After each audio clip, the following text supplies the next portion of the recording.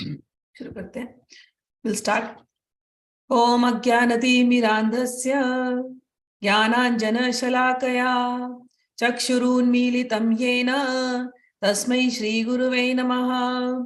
Shri Chaitanya manobhishtam sthapitam yena bhutale swayam rupah kadamayyam dadati swapadantikam vandeham Shri Guru Shri Yutpad Kamalam Shri Gurun Vaishnavamscha Shri Rupam Sagrajatam Sahagana Raghunathanvitam Tam Sajivam Sadvaitam Savadhutam Parijana Sahitam Krishna Chaitanya Devam Shri Radha Krishna Padan Sahagana Lalita Shri Vishakhanvitamscha He Krishna Karuna Sindho Dina Bandho Jagatpate Gopesha Gopika Kanta Radha Kanta Namostute Tapta Kanchana Gaurangi Radhe Vrindavaneshwari Vrishabhanu Sute Devi Pranamami Hari Priye Vancha Kalpatrubhyascha Kripa Sindhubhya Evacha Patitanam Pavanebhyo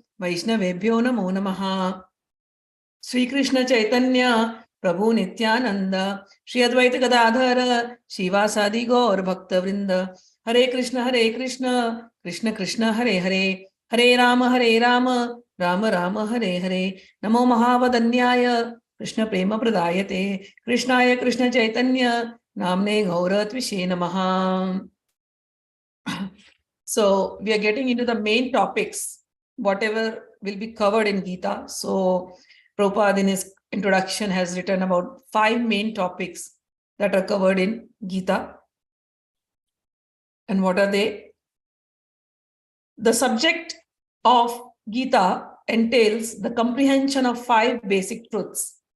First of all, the science of God is explained. Then, the constitutional position of all the living entities, jivas, is explained. There is Ishwara, which means the controller. There are jivas, which means the living entities, which are being controlled. If a living entity says that he is not controlled, but that he is free, then he is insane. The living being is controlled in every respect, at least in the conditioned life. So, in the Bhagavad Gita, the subject matter deals with Ishwar, the supreme controller, the jivas, the conditioned living entities, Prakriti, material nature, and time, the duration of existence of the whole universe, or the manifestation of material nature, and karma, the activity, are also discussed. The cosmic manifestation is full of different activities. All living entities are engaged in different activities. From Bhagavad Gita, we must learn what God is, what the living entities are, what Prakriti is, and what the cosmic manifestation is, how it is controlled by time, and what the activities of living entities are. So many terms here. 5 terms. Ishwar, meaning the supreme controller.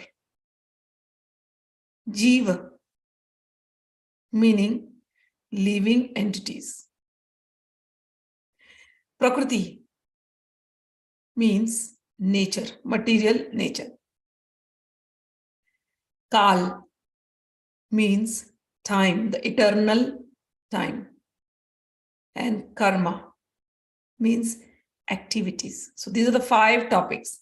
I'll repeat again.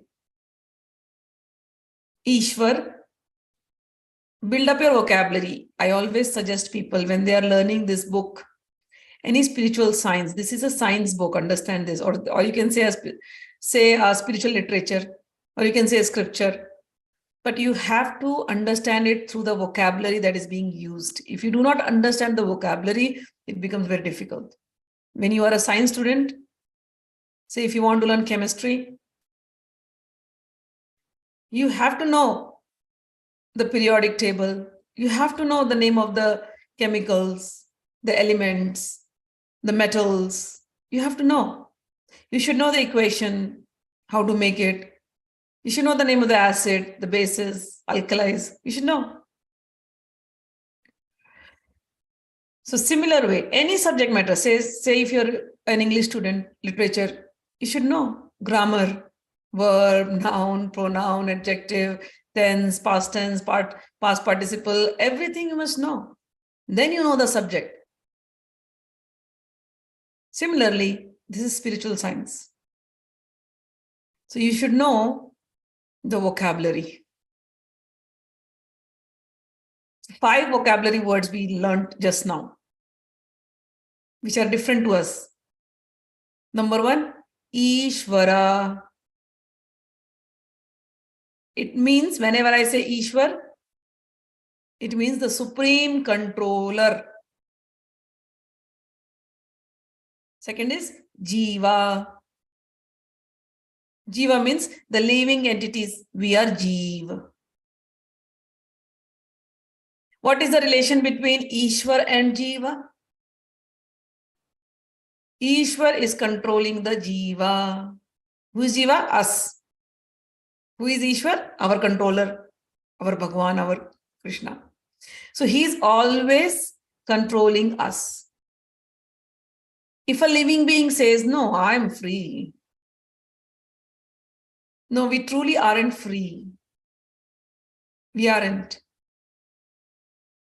So first thing we have to understand, we are always being controlled. And our supreme controller is God. Then, or Ishwar. Then we all have a certain nature. And we are provided things by the material nature outside. So we are controlled by the supreme controller and then by mother nature around us or material nature. So the third thing is Prakriti. Ishwara, Jeeva, Prakriti. Apart from this, there is another thing called time. It is always there, whether we are there or not, time is there. We are born in a certain period and we live for a certain period. Then we go away. For us, the time has stopped.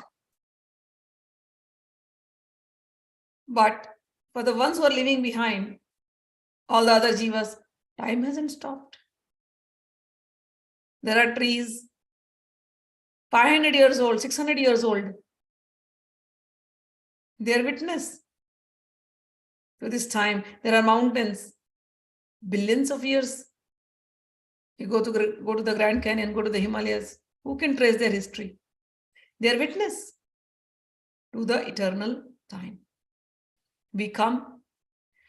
In this particular time frame, we live. We do some activities.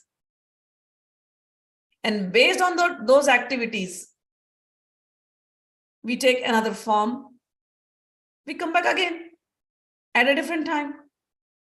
So the story goes on. In Bhagavad Gita, all these topics are covered. This is what we are going to learn in the Bhagavad Gita. Okay. Out of these 5 basic matters in Bhagavad Gita, it is established that Supreme Godhead or Krishna or Brahman or the Supreme Controller or Parmatma, you may use whatever name you like, is the greatest of all. The living beings are in quality like the Supreme Controller. For instance, the Lord has control over the universal affairs of material nature, as will be explained in the later chapters of Bhagavad Gita, material nature is not independent. She is acting under the directions of the Supreme Lord, as Krishna says, Maya adhyakshena Prakriti suyate sacharacharam. This material nature is working under my direction. When we see wonderful things happening in cosmic nature, we should know that behind this cosmic manifestation, there is a controller. Nothing could be manifested without being controlled. It is childish not to consider the controller. For instance, a child may think that an automobile is quite wonderful to be able to run without a horse or another animal pulling it. But a sane man knows the nature of the automobile's engineering arrangement. He always knows that behind the machinery, there is a man, a driver. Similarly, the Supreme Lord is the driver under whose direction everything is working. Now, the jivas are the living entities have been accepted by the Lord, as we all note in the later chapters, as his parts and parcels. A particle of gold is also gold. A drop of water from the ocean is also salty. And similarly, we, the living entities, being part and parcel of the supreme controller Ishwara or Bhagwan, Lord Shri Krishna, have the qualities of Supreme Lord in minute quantity. Because we are minute Ishwaras or subordinate Ishwaras. We are trying to control nature, as presently we are trying to control space or planets. And this tendency to control is there because it is Krishna. It is in Krishna. But although we have a tendency to lord it over material nature, we should know that we are not supreme controller. That is explained in the Bhagavad Gita. So I just read this paragraph. We will understand it more easily. We are living beings. We are always being controlled.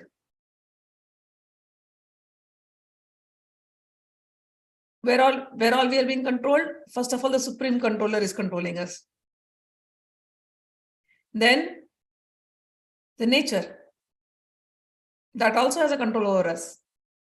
We don't realize it, but it is there. You may ask how? If there is winter outside,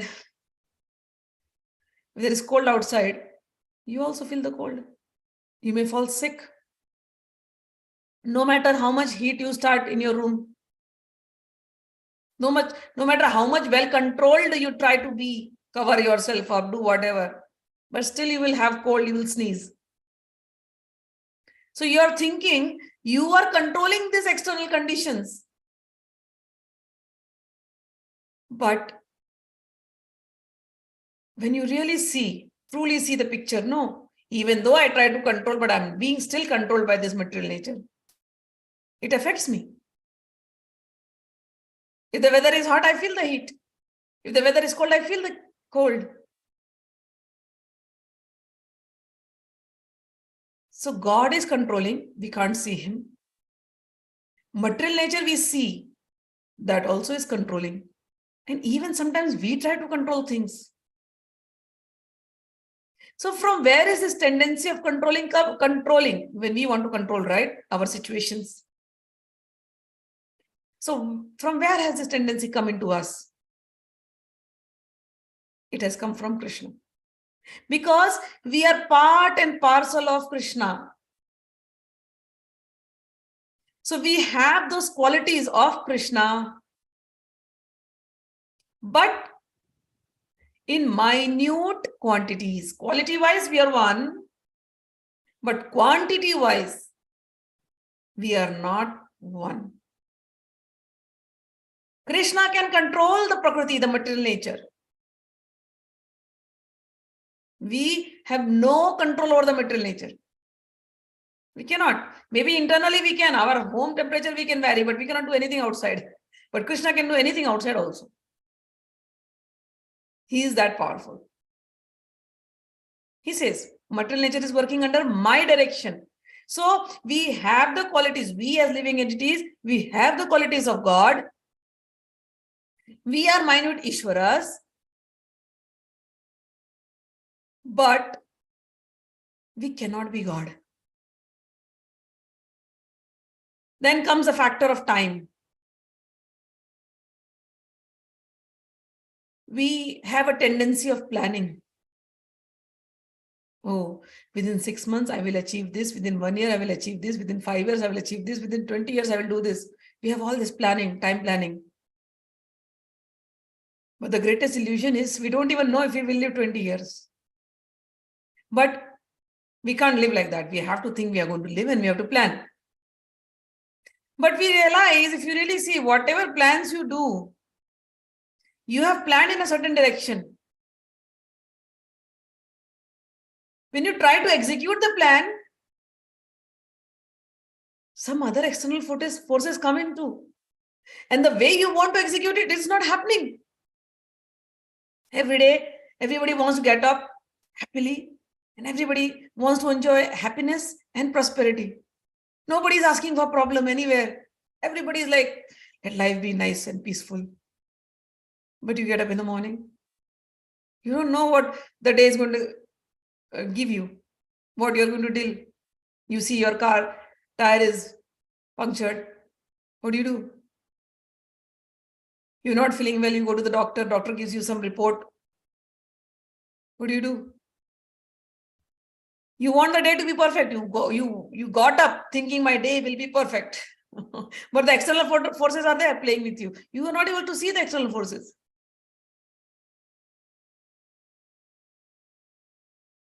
So we try to control time,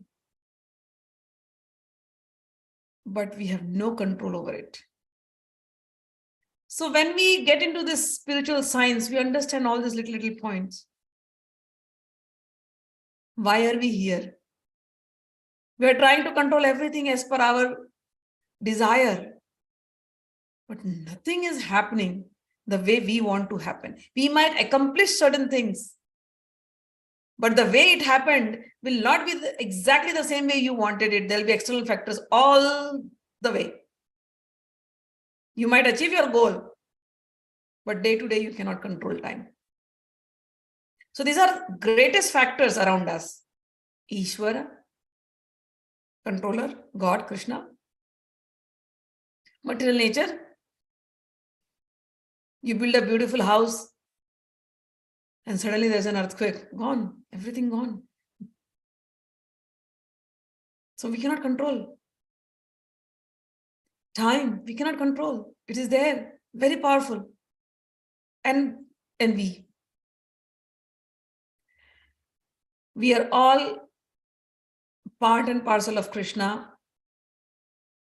And in quality, we have all those qualities of God, but in quantity, we are not like him. This fact we have to accept. The example given here, they took the example of gold. Whether you take 10 gram gold or whether you take 50 gram gold or 1 gram gold, the quality of gold will be same.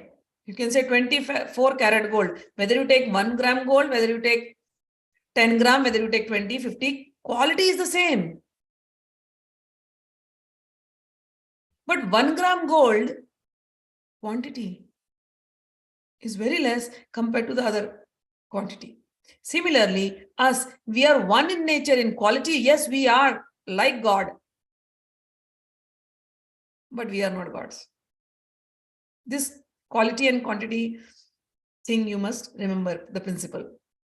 Second, they used one term. They said, you can call God in different names. People in our scriptures, they say God is Brahman. When they say Brahman, what does Brahman means? Brahman means impersonal God, whom you cannot see as person. Everybody knows, everybody realizes God is there, but unseen. When we cry for help, we will look at the sky and we think God is behind the sky or God is like the sky. So that sky element, which is pervading everywhere, which appears it is there, but where is sky? I'm sitting in sky only right now. Everybody of us, ether, right? That sky, they call this as Brahman. This earth is called Brahman. This is a definition for Brahman. Exactly, this is the way I'm saying. This is the definition of Brahman. Sky Brahma, Kham Brahma, Vayu Brahma, Prithvi Brahma, Dev Brahma. In Sanskrit, they say this. So the sky is Brahma, the water is Brahma, the Prithvi is Brahma. Prithvi means earth. Earth is Brahma, the air is Brahma. Everywhere. Char, achar, whatever. Living entity, non-living entity, whatever you see is all Brahma. So one definition, one way, one name of God is Brahman, Para Brahman. We are Brahman, small entities, Brahman. Now this God is spread everywhere. He's Para Brahman. Some people will say super conscious energy. These are different names of God. Another name for him is Paramatma. Atma means soul. Paramatma means supreme soul, who is everywhere. His spark is everywhere. So Atma, Paramatma, Brahma, Parabrahma. And the sixth one is, and the third one, sorry, is Bhagwan. So three names for God.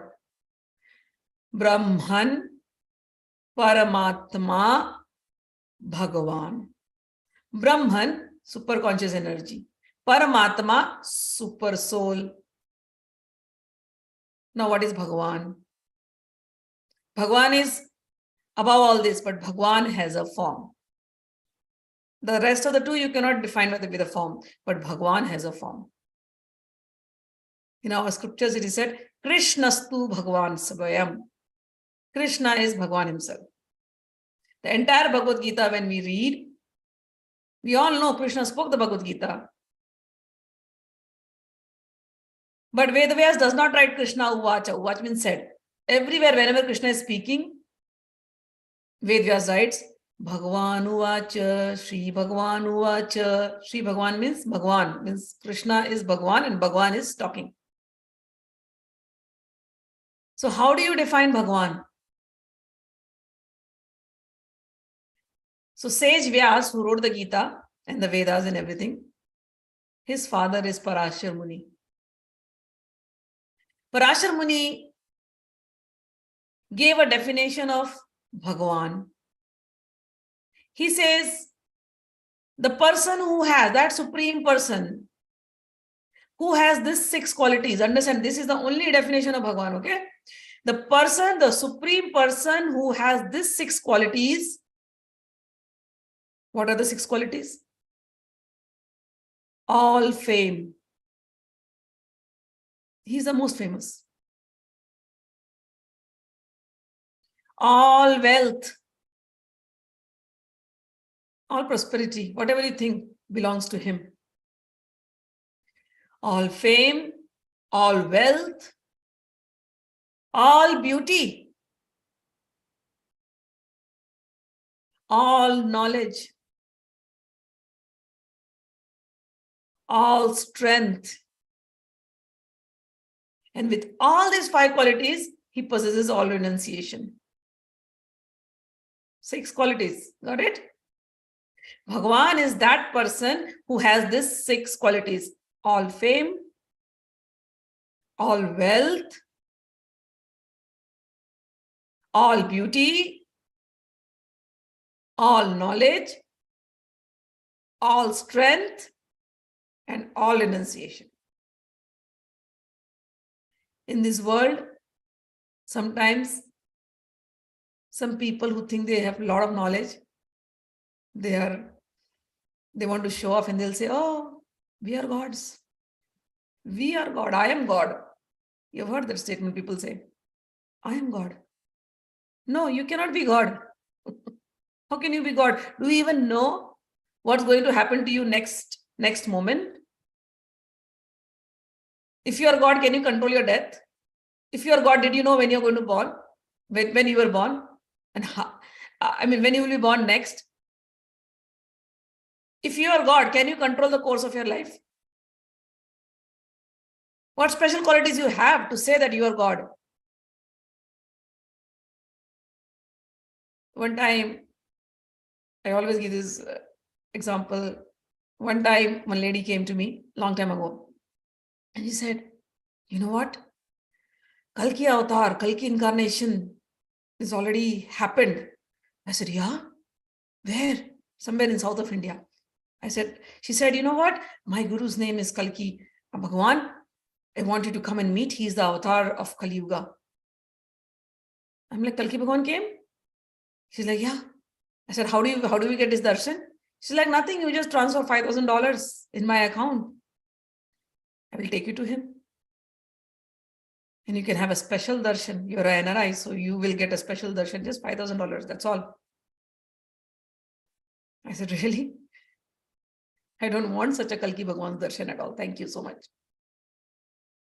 Kalki Bhagwan's avatar, whatever is going to happen, has already been mentioned in our books, where he will be born, who will be his mother, when he will be born. Definitely he's not going to take birth in South India. That is not mentioned in our book. And if really Kalki Avataar has happened, then I Googled Kalki Avataar.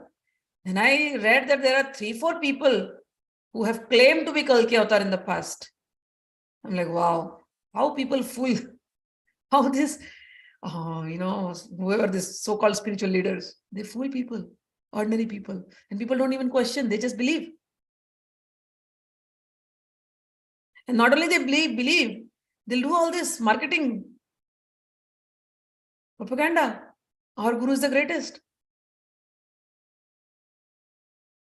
There are qualities of Bhagwan that has been mentioned in our scripture.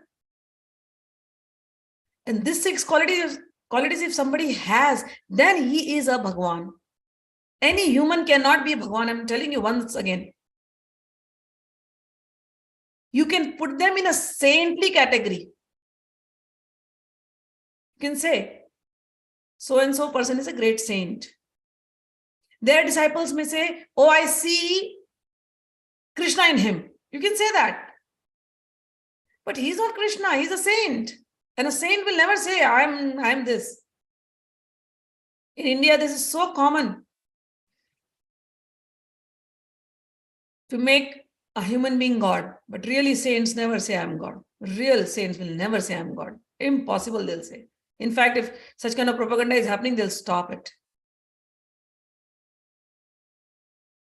Only that person who has all these qualities is God. 6 qualities that I mentioned. Somebody, you might say, oh, this person, so-and-so person is very famous. This saint is so famous. Agree. But he may be famous in his area, in his country. Does the world know him? No. But God, everybody knows. Everybody knows. God may be called with different name, but God, everyone knows. Oh, so-and-so person is very wealthy. He's a billionaire. He has this and this. Great.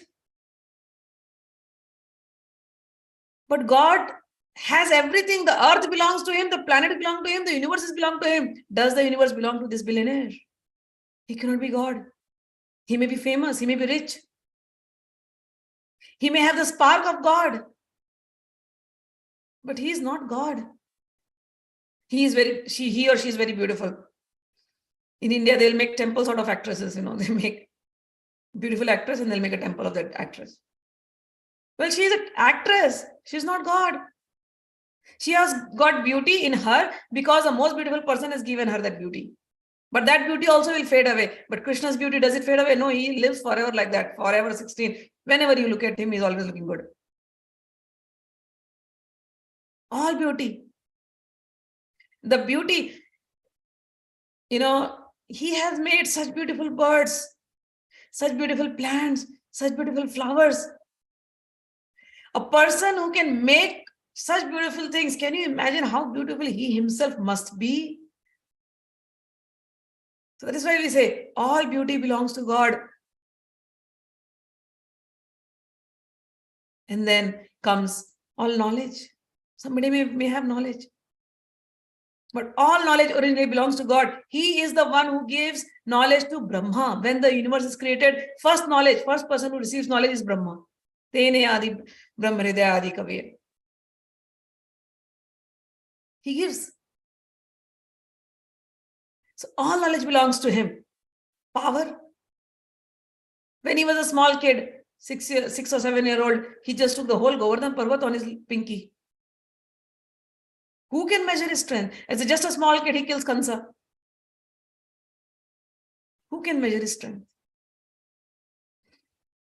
So despite having all these things, he's renunciated. Of course, he will be renunciated. He's not attached to anything. He has created it. He can take it away. It all belongs to him. He can create any number of times. He's not attached to anything. He can create, he can destroy, and live happily.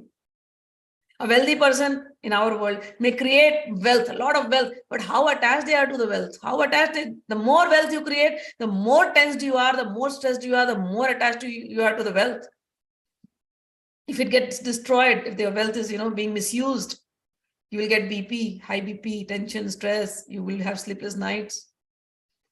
A beautiful person always fears, what happens if my beauty goes away? Krishna has no fear like this. Krishna is independent.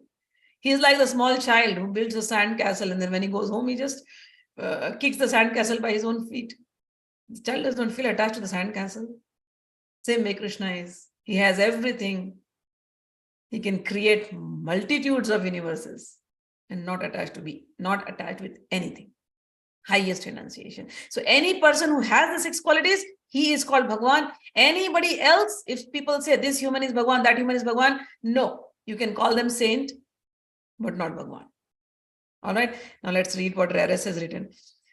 Jai Gurudev, Jai Ma.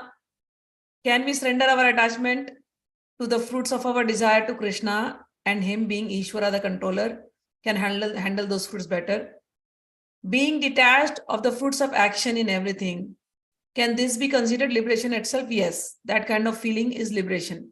You're not attached to the fruits, and you have to surrender the fruits to Krishna. In some mantra sadhana, we do pray for siddhi in that mantra. So we do have some desire for fruits. Renouncing the fruits can help realizing the fruits better because it cancels the mind. Is this understanding valid? Thank you. Yes, it is valid. But renouncing the fruits, even if we are saying, I'm just saying the higher stages, okay? In the higher stages, these thoughts don't arise in us that I'm renouncing anything. The moment I say I'm renouncing means I'm still holding on to something. In higher stages, whatever is coming by its own accord, in higher stages of realization, what we call as the liberated stage of mind. We live in a way, whatever comes of its own accord, we are content with that. So in that case, we are neither holding on to anything, nor are we desiring anything, nor are we renunciating anything. To renunciate also, I have something with me to renunciate. But in higher stages, I'm content. It will come. Whatever has to come. Whatever not has to come, didn't come. My mind is not attached even to that thing that, oh, this will come and then I will renunciate. So that is a highest stage of liberated mind. Whatever comes of its own accord, we are content. Whether happiness comes or whether distress comes, we are happy. Under all circumstances, our state of mind does not get disturbed. This is the highest stage of liberation, state of mind. Okay. But yes, to go to that stage, we start from the first step, which is renunciating it to and giving it back to Krishna. And once we have given it to Krishna, that's it. Then no business in between. I will take an example to explain it more clearly. I had somebody whom I knew. So this person was chanting Devi mantra, and he took a good sankalpa to chant, say, I think some 10 lakh, 12 lakh mantras he chanted. And every time he will call me and he'll ask me, I'm chanting these mantras. So he got it from certain guru, and I'm doing it for Devi Prityartha. Every time he'll say, I'm doing it for Devi Prityartha. Devi Prityartha means I'm doing it for the happiness of Devi. I do the sankalpa. Sankalpa means I make the resolution. I'm going to chant 12 lakh of this mantra. And oh mother, I want you to be pleased on me. So whatever I'm doing to make you happy. And after doing the mantra, he says, I surrender everything to my mother, divine mother. I'm like, yes, that is a perfect way you have to do. I don't ask anything else. I'm like, perfect, very good. That's the right way you have to do. After his chanting of 12 lakh, was done, it took him quite 2-3 years or something like that for the mantra. Then he calls me one day and he says, I just finished. I want to say thank you for all your guidance. Now, since I finished the mantra, can I just tell mother that, I chanted 12 lakh time. So divide that punya, that merit between me, my daughter, and my wife.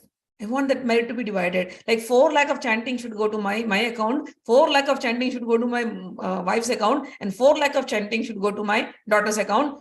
Can I pray like that? I am like, you know what? Stop there.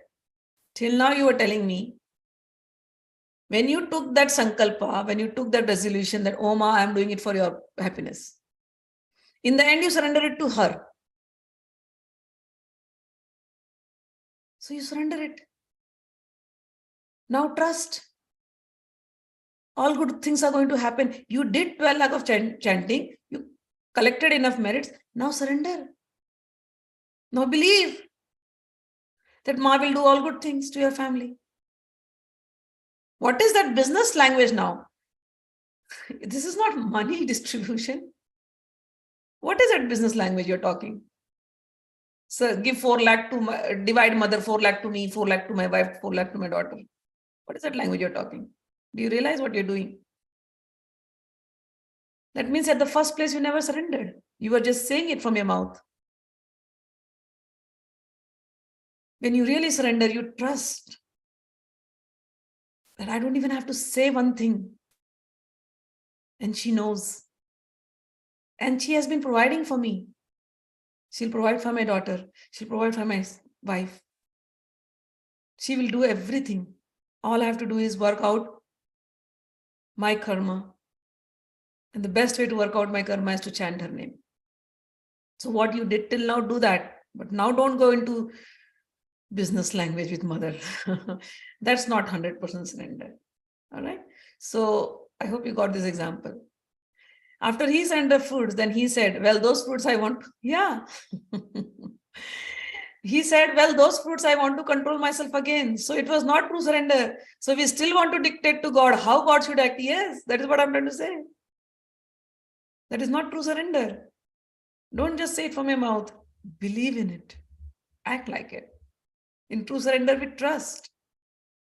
Even before you could had any merit, because of some merits you have been given human life, and mother is taking care of you from day one, even when you didn't know what to say, even when you didn't know a single mantra.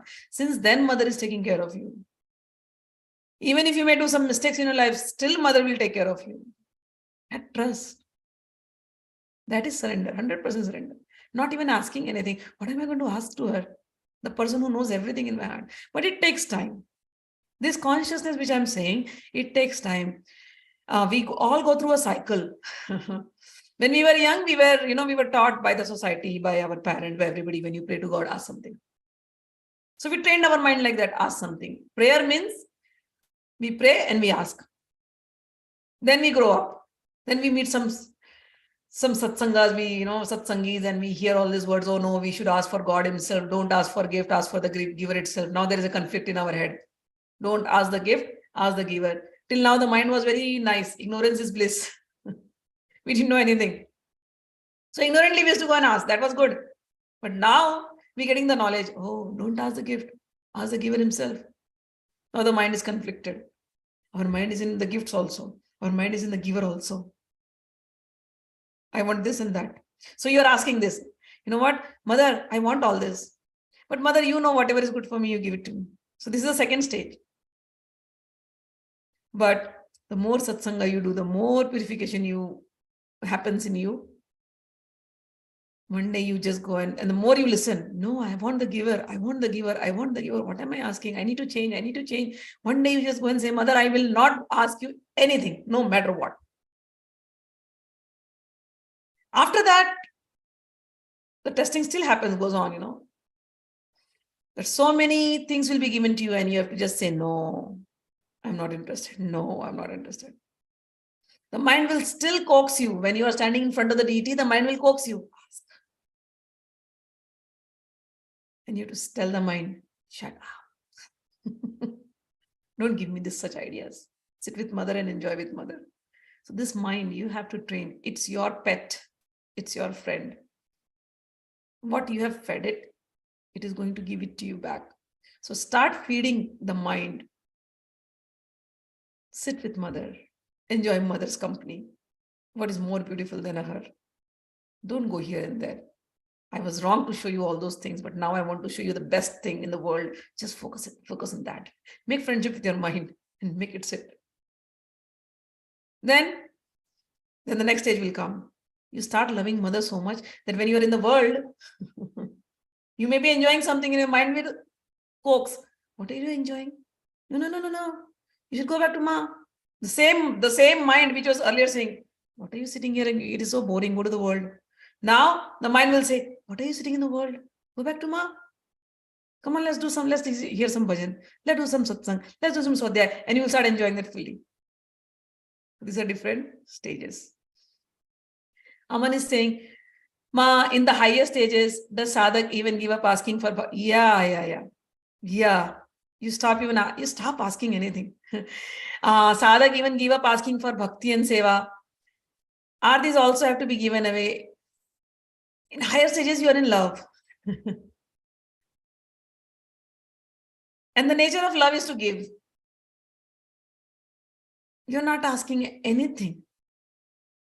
You think Yashoda Maiya is sitting and asking Krishna, Krishna, give me bhakti, Krishna, give me bhakti. No, she's beating him up out of love. So in higher stages, bhakti, highest stage is developing that love of Godhead. And in love, it's only serving. You're only serving. And you're finding the highest joy in serving. You don't need anything. You are not even giving up away. It's not giving away. It naturally falls off. The desire to ask, it naturally falls off. It's like Ramakrishna Paramahansa used to give an example, like when you see in a tree, before the fruit comes, there are flowers. Once the fruit comes, the flowers fall off. Same way, all these processes that you're doing and trying to purify, asking, giving up, renunciation, these are all those flowers. Once the fruit of bhakti, which is pure love of Godhead, that is the fruit of bhakti. When that appears in the heart, all these little flowers will drop off. Then you don't need any of those things. Then you are every second only in love with him, and you're always serving his beings. Highest is the seva. Got it? All right. Okay. So we have time. We'll go to the next topic now. What is material nature? This is also explained in Gita as inferior Prakriti, material nature. The living entity is explained as the superior Prakriti. Prakriti is always under control. And whether inferior or superior, Prakriti is female and she is controlled by the Lord, just as the activities of a wife are controlled by the husband.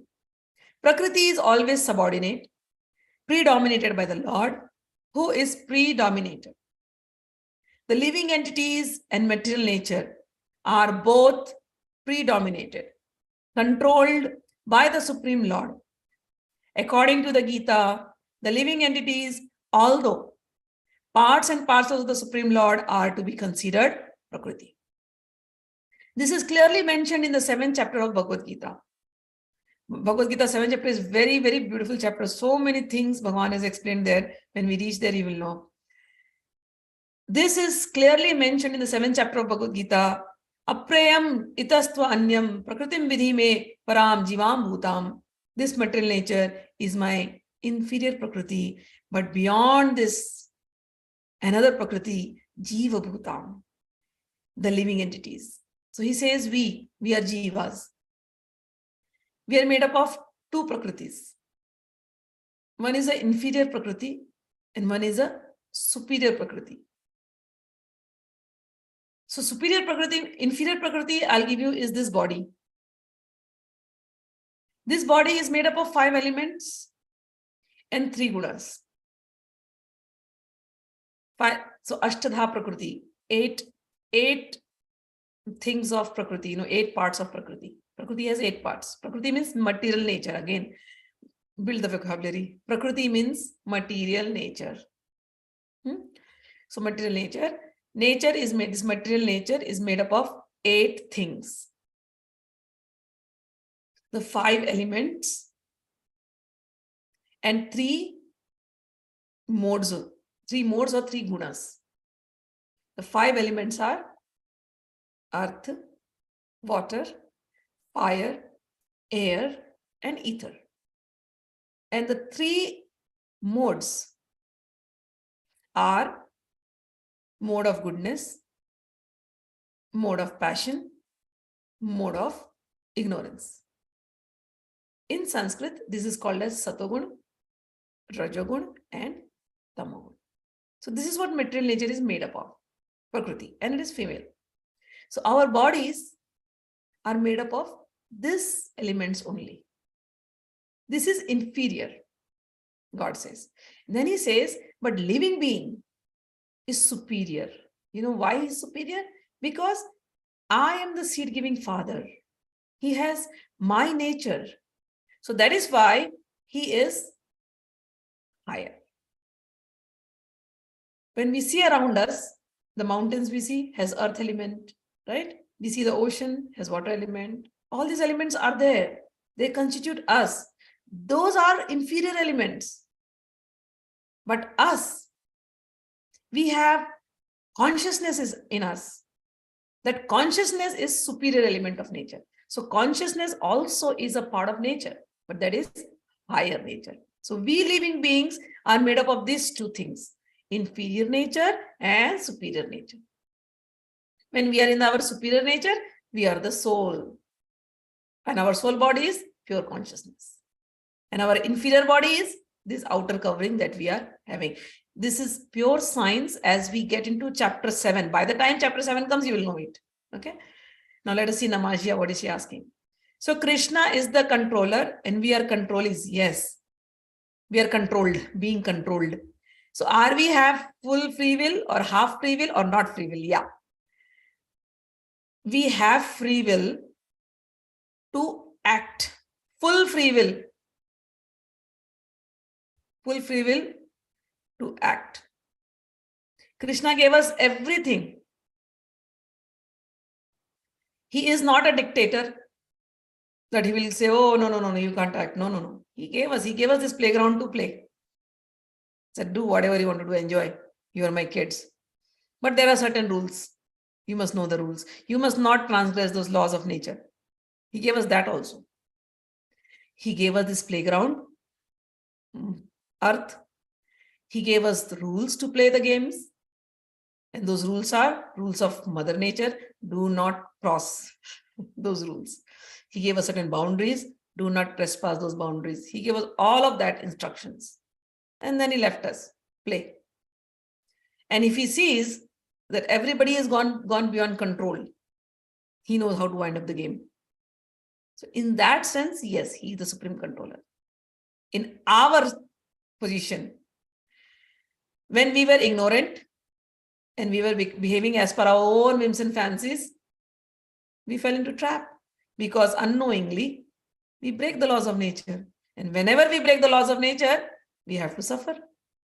We have to suffer the reactions. To every action, there is an equal and opposite reaction, Newton's third law. So we have to. So when it comes to free will, our free will is to act. But when it comes to the time of suffering, at that time also we have a free will. But those actions, those reactions, we have to suffer. We cannot avoid that. For example, by your good karma, Krishna gave you some money. You are a wealthy person. You take your wealth. You have two choices. Take the wealth, use it for charity, help the poor, the needy, invest in some temples, make some good temples, buy Bhagavad Gita, distribute it. You made the good use of the wealth that you had. So you had the free will to act, and you acted correctly. Another way is you have the wealth. You go, you spend it in bar, drinking, opening more butcher houses, or supporting illegal activities, drug cartels. You can do all that with the money you have. Now that here also you got the freedom to act freely, but you acted badly. So in these two places you have acted. So now the seeds that you have sown as per the law, you will have to eat the fruits also. So when you did the good work, the good fruits are going to come in future. You're going to enjoy those fruits. While you're enjoying the fruits, you still have freedom to keep on acting good. Or you can change. Here, you have become bad. Since you sowed bad activities, seeds of bad karma, bad fruits are going to come. You alone will be eating that fruit. But during that time also, you will be given free will to act. When bad times come, people go and start looking for gurus and satsangas and why am I here types. And at that time, when you get a good company, God never leaves you, okay? Under all circumstances, He's taking care of you. At that time, if you get a good company, if you get good teachings, you improve. Not only you will improve, you will influence others also. So even during bad karma, when the time has come when you are suffering the reaction of those karmas, God is helping you. God is giving you the free will to act, go on acting till you become a good person. So bad karma, good karma, this free will is going on everywhere. The most intelligent person will question, go on questioning. And then when he realizes, oh, God is the supreme controller, I have been forgetting Him. I have been forgetting the laws of karma. And then he starts looking into the pages of Gita. And then he starts behaving according to the instructions. And the highest instruction of karma is surrender everything unto me. Then that person is forever free. Got it? So good karma, bad karma, their results are always going to be there. Only when we surrender to God, their results, we don't have to suffer anymore further. This life will be, that is all. After that, we are free. So we understood that. All right. But even our so-called free will is conditioned, isn't it? Because we are being influenced by our upbringing, society. Yes. Learnings and also our past sanskars. Yes. So in a way, we don't really have free will because we are ignorant. Wahi to andhakar hai na, Aman. That is what is ignorance. That is ignorance. So that is when we pray to the Guru, we say, ajïäna-timirändhasya, jnana-ījana-çaläkayä. Oh my Guru, I was in the deepest, darkest ignorance. And you came and you lighted the torch of knowledge. And because of that, ajïäna-timirändhasya, jïänäïjana-çaläkayä, unmélitaà. Oh my Lord, first of all, I was ignorant. I was in the darkest ignorance. And to top it, I had closed my eyes. And I was walking, thinking everything is going to be good. But my Lord, my Guru, I'm so thankful to you. You opened my eyes. I bow down to such a Guru. And where is that Guru? Akhanda mandalakaram vyaptam yena-characharam. When I opened my eyes, I see that Guru is in everywhere. Akhanda mandalakar. The entire mandal means the whole universe. Vyaptam yena-characharam. Guru, I started seeing you in every living entity, in every non-living entity. You started talking to me.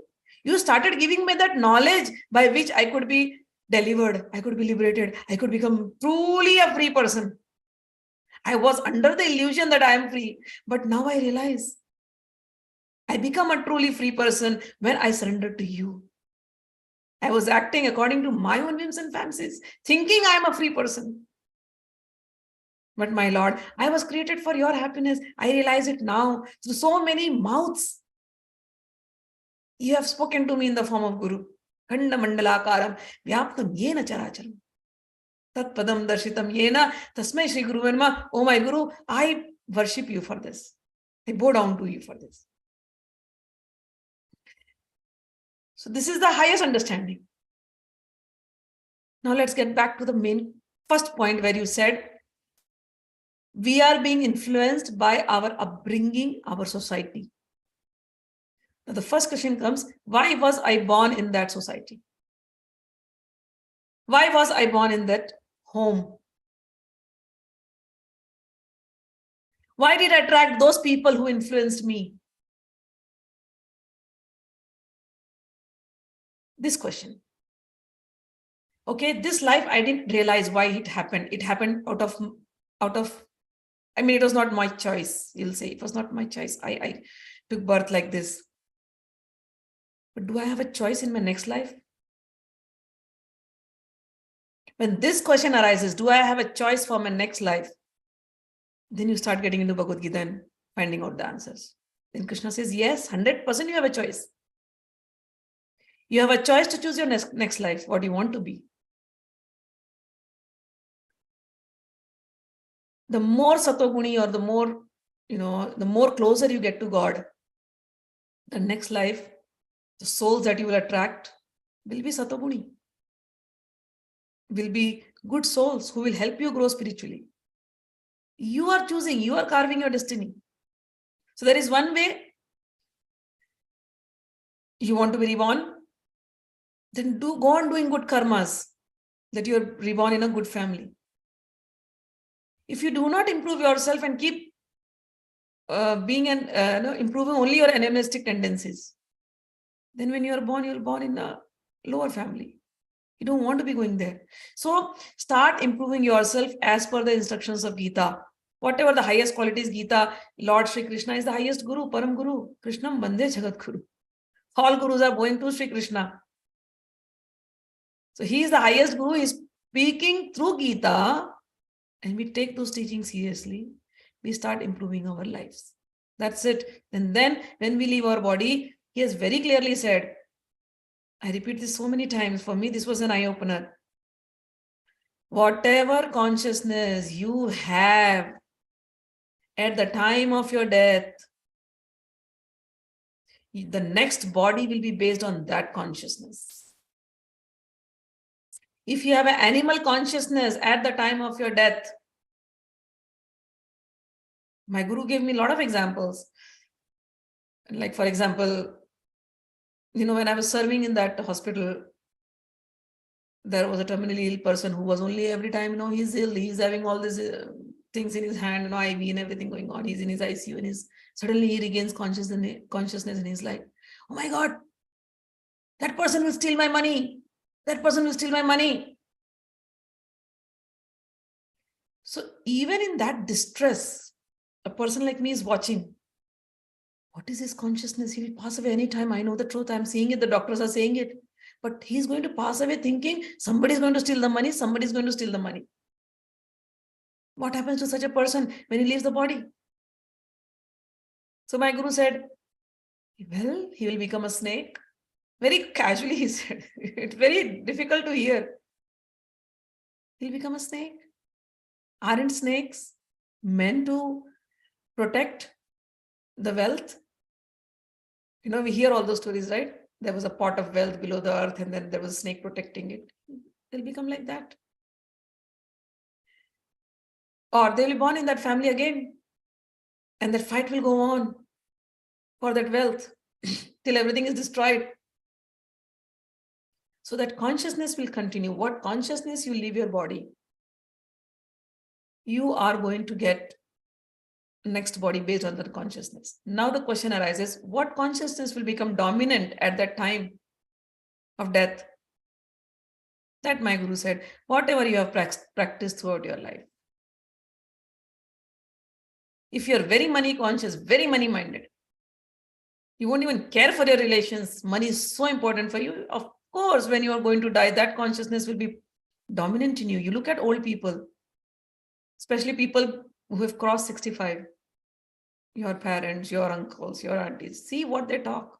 And when they cross 70, when they cross 75, see what they talk. You'll be surprised. What is their consciousness? Do I want to have that consciousness when I pass? No, I don't want to. Then, when I started looking like this, I was like, thank you, Gurudev, thank you, Gurudev, thank you, Gurudev. But opening my eyes.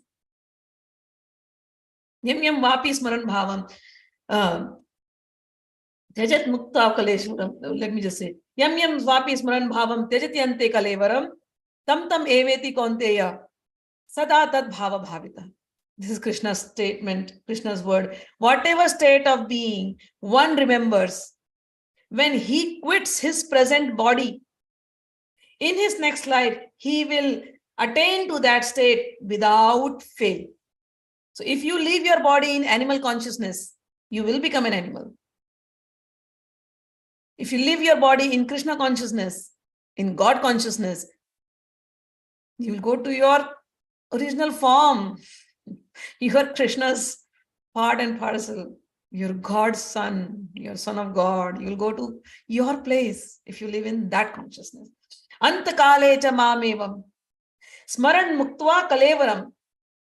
Ya prayati sa madbhavam.